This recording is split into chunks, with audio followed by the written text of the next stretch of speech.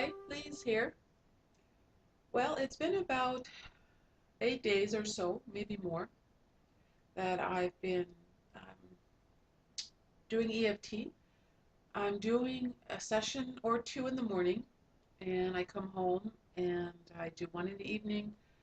I've also been listening to the audio tracks on the 2011 Tapping World Summit, and I've listened to some really great practitioners. One of them is Margaret Lynch, and she actually has her own YouTube channel and does great short little videos, including one that I've already uploaded here called Tapping for 50,000. Um, what I've noticed, I have a calm, confident way about me that I haven't had in so long that I don't even know if I ever did.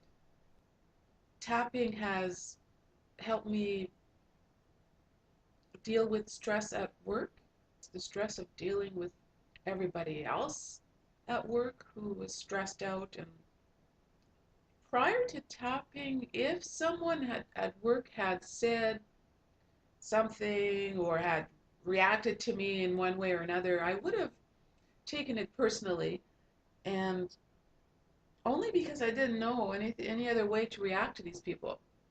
I've become very calm and less anxious and less afraid, more able to just let them be who they need to be, and I can just sit there and be who I need to be. And in the past, I allowed them to inflict some of their craziness on me, and I never liked it. I would leave work stressed out, and I would get home, I'd be exhausted and didn't want to do anything. But now I find that all day I have a mental energy that I didn't have before. When I'm on the bus coming home, I'm not exhausted anymore. I get home and I still have energy left over to maybe do something. And right now I'm learning about EFT and tapping and how to clear some of the crap that has been holding me down. Um, and it's tiring work because when I go to bed, I fall asleep right away. There's barely a night where I'm awake more than 5 or 10 minutes. Also, I've used tapping at work to work on sugar cravings. You tap on the points of the finger and you say your setup phrase, which is usually I'm having a craving for sugar. Um, I'm craving sugar which isn't good for me. I'm craving this bad food called sugar. And then you just tap on the points and you go, this craving, this sugar craving,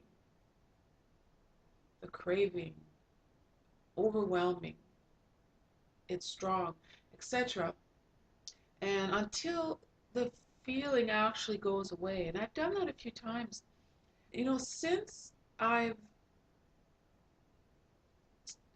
done the video Love Your Body, Weight Loss by Brad Yates, has actually changed how I feel about food and specifically sugar. Thursday night, I was sitting here about 5:30 at night after I got home, and it dawned on me, I'd like to make Rice Krispie squares. So I got up, went to the store, bought what I needed to make. Came home, I made a pan full of Rice Krispie squares. I didn't have any. I didn't feel like I wanted any. I didn't need to have any. In the past, when I had made things to bring to work, half the pan would have been gone before I hit the sack. And then I would have, felt horrible and full and bloated and terrible and beat myself up and called me every name in the book. And then the next day, not taking it in and then felt even worse. And But what I did Friday morning is I put the Rice Krispie squares in a plastic container and took it to work and put it out on the filing cabinet. And I sent an email out to everybody. Not even a minute had gone by, and people were, and this is 8:30 in the morning. People are at the cabinet, grabbing a piece and chewing it and licking their fingers, and I still didn't have any. It sat there for the whole morning until there were none left, and I didn't want any. I didn't crave any, but I did notice that I got supercharged and almost giddy at watching other people enjoy these Rice Krispie squares. And and I realized that that was actually my reward. Joyful. I felt really joyful that I had brought this tiny little moment of joy in these people's lives. And